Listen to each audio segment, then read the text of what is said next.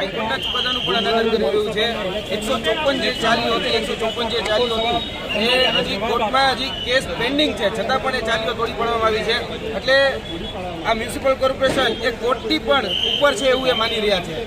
અમે આમના સમર્થનમાં આજે આવ્યા છીએ અને અમારો સ્પષ્ટપણે એ વિનંતી છે કે ભાઈ જ્યાં સુધી એમનો એક વૈકલ્પિક બીજી વ્યવસ્થા કરી દેવામાં ન આવે ત્યાં સુધી એમને કહી શકાય કે એક વ્યવસ્થા સરકારે કરવી જોઈએ।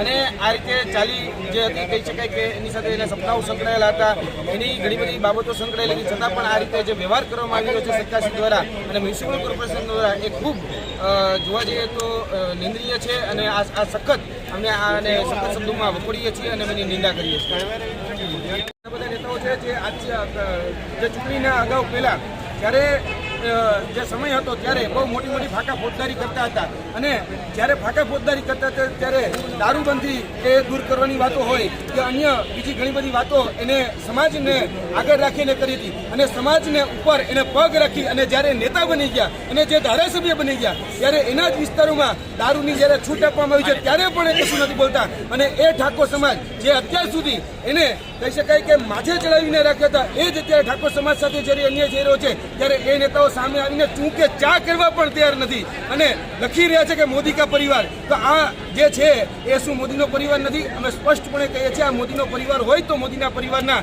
નામે જે ચરી ખાતા જે નેતાઓ છે એને આવીને અહીંયા મુલાકાત લેવી જોઈએ। અલ્પેશભાઈએ 10 લાખની માર્જિન મનીની જાહેરાત કરી છે, આપ શું કહેશો?